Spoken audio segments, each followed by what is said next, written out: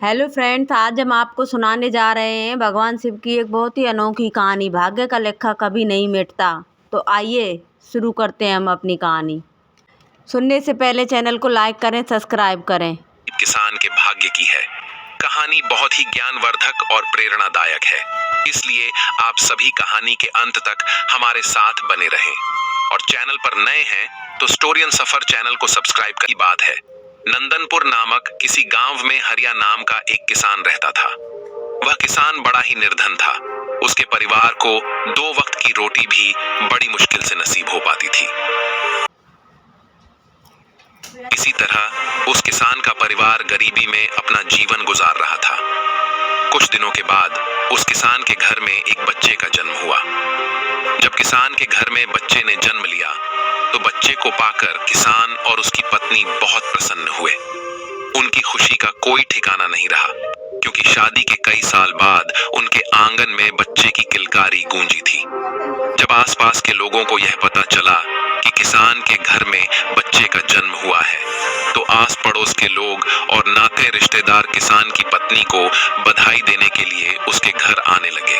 किसान हरिया के घर जश्न का माहौल था। खूब खुशियां मनाई जा रही थी। तभी क्या होता है कि उस किसान के घर एक बड़े ही सिद्ध महात्मा भिक्षा मांगने के लिए आते हैं और द्वार पर खड़े होकर भिक्षा के लिए आवाज लगाने लगते हैं। किसान के घर में आज बड़ा ही खुशी का दिन था, इसीलिए उसने जब साधु महाराज को द्वार पर खड़ा हुआ देखा तो किसान अपने घर से बाहर आया और बाहर आकर उन साधु महाराज से बोला, हे महात्मा, आज आप बड़े ही शुभ अवसर पर मेरे घर पर पधारे हैं। कृपया आप घर के अंदर चलिए, कुछ जलपान ग्रहण कीजिए और मेरे पुत्र को आशीर्वाद दीजिए। बहुत दिनों के बाद मेरे घर में एक संतान ने जन्म लिया है।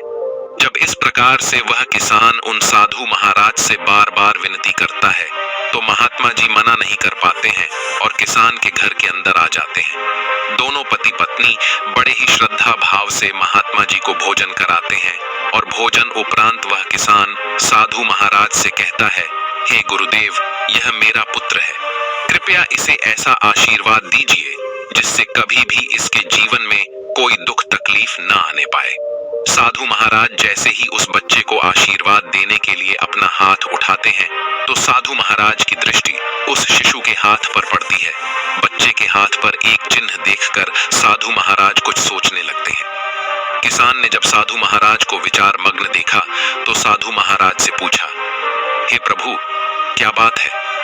मेरे पुत्र को देखकर आप किस चिंता में पड़ गए? सब कुशल मंगल तो है ना? साधु महाराज बोले, बेटा, चिंता की कोई बात नहीं है, सब कुशल मंगल है।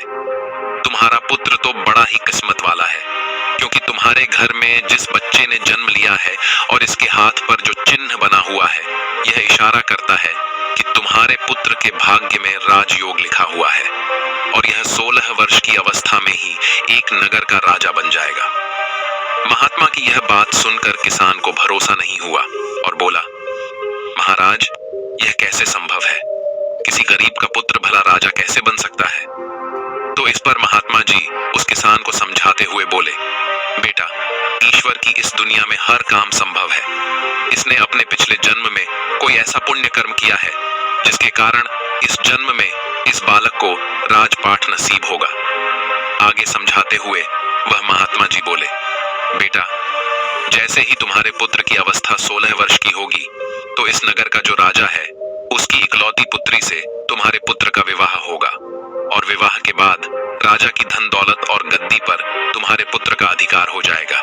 ये सब बातें मैं तुम्हें ऐसे ही नहीं बता रहा हूँ, इस बच्चे की हाथों की लकीरें ये सब बता रही हैं। दोस्तों, साधु महाराज की इन बातों को जब किसान और उनकी पत्नी ने सुना तो इन बातों को सुनकर उन्हें बड़ी खुशी होती है कि हमारे घर में किसी साधारण संतान ने नहीं बल्कि एक राजा ने जन्म लिया है। जब इस बात की खबर नगरवासियों को चलती है कि किसान का बेटा एक दिन इस नगर का राजा बनेगा, तो दूर दूर से लोग उस किसान के पुत्र के दर्शन के लिए उसके घर आने लगते हैं। एक तरफ तो किसान के घर पर दूर दूर से लोग आ रहे थे, उधर जो उस नगर का राजा था जिसकी पुत्री के साथ में साधु ने विवाह की भविष्यवाणी की थी, वही राजा शिकार खेलने के लिए जंगल को जाता है। जंगल में जाकर वह अपना शिकार तलाश करने लगता है। तभी राजा की दृष्टि एक हिरण पर पड़ती है। हिरण देखकर राजा अपना घोड़ा उस हिरण के पीछे दौड़ा देता है और उस हिरण का पीछा करते हुए राजा बहुत दूर निकल जाता है। उसके साथ में जो सैनिक थे वह भी पीछे छूट जाते हैं। राजा काफी देर तक उस हिरण का पीछा करता है, लेकिन वह उस हिरण का शिकार नहीं कर पाता है, क्योंकि घने जंगल होने के कारण हिरण राजा की नजरों से ओझल हो जाता है। राजा को अपने शिकार का पीछा करते करते बहुत देर हो चुकी थी। इस कारण प्यास के मारे राजा का गला सूखने लगता है। पानी की तलाश में राजा ने चारों तरफ अपनी नजर दौड़ाई, लेकिन आसपास उसे ऐसा कोई पानी का स्रोत नजर नहीं आया जहां जाकर वह अपनी प्यास बुझा सके। पानी की तलाश में राजा जब कुछ और आगे बढ़ता है तो उसे एक गांव नजर आता है। साथियों, यह वही गांव था जिस गांव में उस किसान के घर में एक बच्चे ने जन्म लिया था। जब राजा उस गांव के और नजदीक पहुंचा तो उसे गांव के बाहर एक कुटिया नजर आई, जहां एक साधु महाराज कुटिया के बाहर ध्यान मग्न बैठे हुए थे। राजा महात्मा जी के पास में पहुंचा, महात्मा जी को प्रणाम किया और प्रणाम करके राजा बोला, हे महाराज, मुझे बहुत जोरों की प्यास लगी है। यदि कुछ जल मिल जाए तो आपकी बड़ी मेहरबानी होगी। साधु बोले, राजन, आप थोड़ा इंतजार करिए, मैं अभी आपके लिए पानी लेकर आता हूँ। और इतना कहकर महात्मा जी कुटिया के अंदर चले गए। जब महात्मा जी थोड़ी देर में बाहर आए तो उनके हाथ में एक जल से भरा हुआ लोटा था। साधु महाराज ने जल से भरा हुआ लोटा राजा को पकड़ाया। राजा ने पानी पीकर अपनी प्यास बुझाई। पानी पीकर राजा जैसे ही चलने को हुआ तो उसकी दृष्टि उन लोगों पर पड़ गई जो इकट्ठी होकर किसान के घर उसके पुत्र का दर्शन करने के लिए जा रहे थे। मित्रों, जब राजा ने बहुत से लोगों को जाते हुए देखा तो यह देखकर उसने उन महात्मा जी से पूछा, हे गुरुवर, ये इतने सारे लोग इकट्ठे होकर कहां जा रहे हैं? राजा के पूछने पर साधु ने बताया, राजन, यह सब लोग इकट्ठे होकर उस किसान के घर जा रहे हैं जहां कुछ समय पहले एक बच्चे ने जन्म लिया है। जब राजा ने पूछा, महात्मा जी, उस बच्चे में ऐसी क्या खूबी है जो सभी लोग उस बच्चे के दर्शन को जा रहे हैं? तो इस पर महात्मा जी बोले, राजन, उस बच्चे के हाथ पर एक ऐसा नीला निशान बना हुआ है जिसका होना इस बात का संकेत है कि वह इस राज्य का राजा बनेगा। राजा बोला, महात्मा जी, ये सब झूठी बातें हैं, ऐसा कभी नहीं हो सकता, क्योंकि इस राज्य का राजा तो मैं हूं। भला मैं उस गरीब किसान के पुत्र को अपने राज्य का राजा क्यों बनाऊंगा? साधु बोले, राजन, कोई इंसान ना तो किसी को राजा बना सकता है और ना ही रंक बना सकता है। बनाने वाला और बिगाड़ने वाला तो कोई और ही होता है।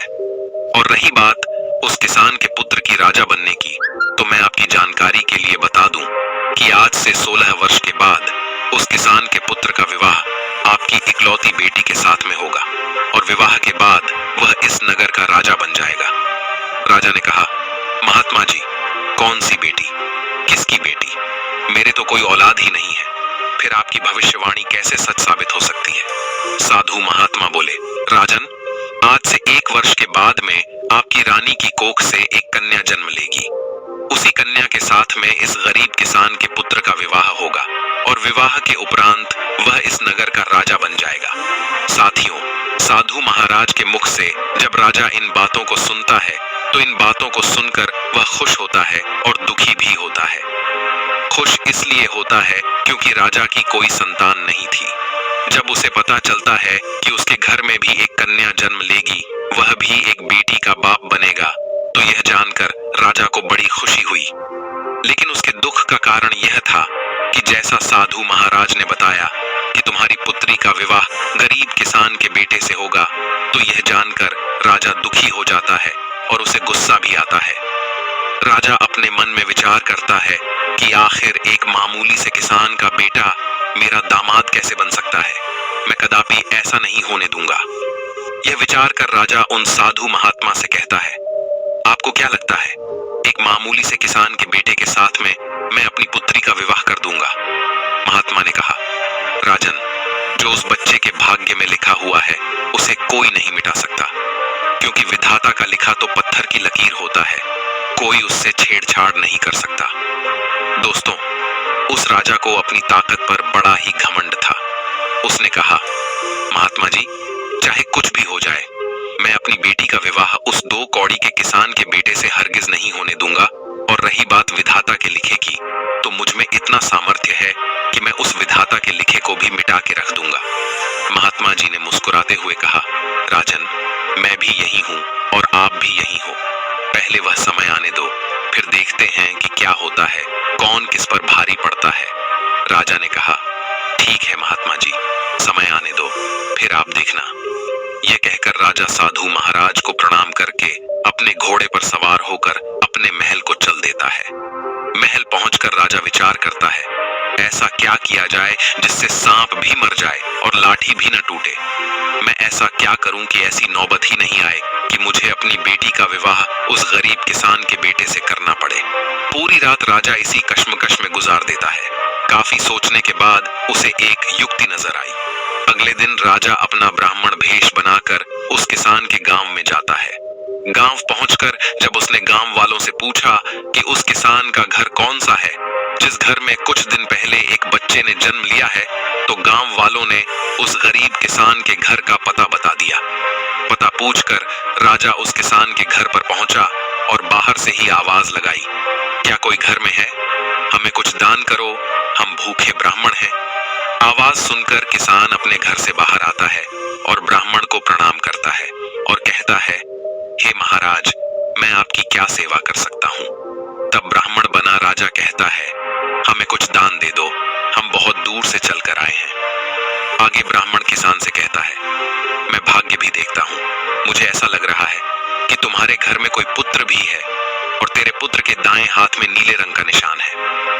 किसान कहने लगा, हाँ बाबा। ब्राह्मण कहने लगा, हम सब कुछ जानते हैं, आप उस पुत्र को हमें दिखा दो। वह किसान अपने पुत्र को घर से लेकर बाहर आया और ब्राह्मण को दिखाने लगा। इसके बाद ब्राह्मण कहने लगा, यदि यह पुत्र तुम्हारे साथ रहेगा तो 16 साल के बाद इसकी मृत्यु हो जाएगी, और यदि तुम इस बच्चे को किसी को दान कर दोगे तो 16 वर्ष बाद वह तुम्हें लौटा जाएगा, और यदि तुम इस बच्चे को अपने पास रखना चाहते हो तो यह मर जाएगा। इस बात को सुनकर किसान रोने लगा और कहने लगा, बाबा, हम अपने बच्चे को अपने से अलग नहीं कर सकते हैं। ब्राह्मण कहने लगा, यदि तुम किसी और को नहीं देना चाहते तो मुझे इसे दे दो, 16 वर्ष के बाद इसे मैं तुम्हें लौटा दूंगा। राजा आगे समझाते हुए बोला, भाई देखो, मैं आपका बच्चा आपसे हमेशा के लिए थोड़े ही मांग रहा हूं। मैं तो तब तक के लिए मांग रहा हूं जब तक वह 16 वर्ष का न हो जाए, क्योंकि इसी में इस बच्चे का जीवन है। जब उसको 16 वर्ष पूरा हो जाए और इसकी विवाह योग्य उम्र हो जाए तो मैं तुमको तुम्हारा बच्चा वापस लौटा दूंगा, फिर आप अपने पुत्र के साथ सुखपूर्वक रहना। मित्रों, सीधा साधा किसान जब भेष बदले हुए राजा की इन बातों को सुनता है तो उसे राजा की बातों में सच्चाई नजर आती है और वह किसान बच्चा देने के लिए हाँ कर देता है। उस बेचारे को नहीं पता था कि यह ब्राह्मण के भेष में इस नगर का राजा है और उसकी इन बातों के पीछे कुछ और ही मंशा छुपी हुई है। किसान अपनी पत्नी के पास जाता है और अपनी पत्नी से कहता है, भाग्यवान, हमारे दरवाजे पर एक बड़े ही दयालु ब्राह्मण आए हैं और कहते हैं कि अगर यह बच्चा हमारे पास रहेगा तो 16 वर्ष के बाद उसकी मृत्यु हो जाएगी, इसीलिए वह हमारे बच्चे का पालन पोषण करना चाहते हैं। अपनी पति की इन बातों को सुनकर पहले तो उस किसान की पत्नी मना करती है, लेकिन किसान जब अपनी पत्नी को बताता है कि वह हमारा बच्चा हमेशा के लिए नहीं बल्कि कुछ सालों के लिए अपने घर रखना चाहते हैं, तो यह सुनकर किसान की पत्नी भी अपने बच्चे को ब्राह्मण को देने के लिए तैयार हो जाती है। दोनों पति पत्नी अपने कलेजे के टुकड़े को लेकर घर के बाहर आते हैं और ब्राह्मण बने हुए राजा को अपना बच्चा देते हुए कहते हैं, हे ब्राह्मण देव, हम अपना बच्चा तो आपको दे देंगे, लेकिन हमारी एक शर्त है। दोस्तों, जब ब्राह्मण बने राजा ने पूछा, क्या शर्त है? तो किसान की पत्नी बोली, जब मेरा बेटा 16 वर्ष का हो जाए तो तुम्हें हमारा बच्चा वापस करना होगा। यदि आपको हमारी यह शर्तें मंजूर हो तो ही हम तुम्हें अपना बच्चा दे सकते हैं। राजा ने कहा, मुझे तुम्हारी सभी शर्त मंजूर है, अब आप मुझे अपना बच्चा दे दीजिए। जब आप आपका बच्चा 16 वर्ष का हो जाएगा और उसकी विवाह योग्य उम्र हो जाएगी तो मैं तुम्हारा बेटा वापस कर जाऊंगा। अब आप विलंब न करिए और अपना बच्चा मेरे हवाले कर दीजिए। मैं इस बच्चे का आपसे भी ज्यादा अच्छा ख्याल रखूंगा। इस प्रकार वह किसान दंपति अपने बच्चे के हित के खातिर अपने नवजात शिशु को ब्राह्मण बने हुए राजा के हवाले कर देते हैं और राजा खुशी खुशी उस बच्चे को लेकर आगे को चल देता है। राजा आज बहुत प्रसन्न था क्योंकि आज वह अपनी योजना में सफल हो रहा था। राजा बच्चे को लेकर के एक नदी किनारे पहुंचा। नदी किनारे पहुंचकर राजा ने सोचा, मैं इस बच्चे का गला दबाकर इसका काम तमाम कर देता हूं और मारने के बाद मैं इस बच्चे की लाश को नदी के जल में प्रवाहित कर दूंगा। लेकिन बच्चे का जब उसने मासूम चेहरा देखा तो उस बच्चे का चेहरा देखकर राजा का विचार बदल गया। वह मन ही मन सोचने लगा, तेरा क्या बघाड़ा है जो तू इसे मारना चाहता है? क्यों इस मासूम बालक की हत्या का पाप अपने सिर लेना चाहता है? इस पाप के लिए तो तुझे नरक में भी जगह नहीं मिलेगी। राजा जब अपनी अंतरात्मा की इस आवाज को सुनता है तो उसके हाथ कांपने लगते हैं। वह बच्चे की हत्या नहीं कर पाता है। फिर सोचता है, ऐसा क्या करूं जिससे मेरे हाथों इस बच्चे की हत्या भी ना हो और भाग्य का लिखा भी मिट जाए। काफी सोच विचार कर राजा इस निर्णय पर पहुंचा कि मैं इस बच्चे को एक लकड़ी के बक्से में बंद करके जिंदा ही जल में बहा देता हूं, जिससे मैं बाल हत्या के पाप से भी बच जाऊंगा और इसके साथ में मेरी बेटी की शादी भी नहीं होगी। दोस्तों, यही विचार कर राजा एक ऐसा संदूक तैयार करता है जिसमें बच्चे को सांस भी मिलती रहे और वह पानी में भी ना डूबे। संदूक तैयार होने के बाद राजा उस किसान के बेटे को लकड़ी के संदूक में रखता है और उस संदूक को नदी के बहते हुए जल में प्रवाहित कर देता है। यह सब करने के बाद राजा अपने महल को चल देता है। आज राजा बहुत ही प्रसन्न था कि आज मैंने विधाता के लिखे को मिटा दिया, क्योंकि राजा सोच रहा था कि जिस संदूक को मैं बहाकर आया हूं वह संदूक जब गहरी नदी में जाएगा और नदी में कोई बवंडर पड़ेगा तो नदी के बवंडर में फंसकर संदूक डूब जाएगा और उस बच्चे की मृत्यु हो जाएगी। जब बच्चा ही नहीं रहेगा फिर कैसे इसके साथ में मेरी बेटी का विवाह होगा? यही सोचकर राजा बड़ी खुशी के साथ में अपने नगर को लौट गया। मित्रों, वह राजा उस किसान के बच्चे को नदी में बहाकर वहां से चला गया। इधर क्या हुआ कि वह संदूक बहता हुआ किसी अन्य नगर के किनारे पर जा पहुंचा। उस नगर का एक धनवान सेठ रोज सुबह सवेरे ही नदी में स्नान करने के लिए आता था। उस दिन जब वह सेठ नदी पर स्नान करने आया तो उसे नदी के जल में बहता हुआ संदूक नजर आया। सेठ ने जल में बहते हुए संदूक को देखा तो बहते हुए उस संदूक के पास में पहुंच गया और उस संदूक को खोल कर देखने लगा। जैसे ही सेठ ने संदूक खोलकर देखा तो उसने देखा कि संदूक में एक नवजात शिशु बड़े आराम से लेटा हुआ है और अपने पैर का अंगूठा चूस रहा है। यह देखकर तो सेठ के आश्चर्य की सीमा ना रही।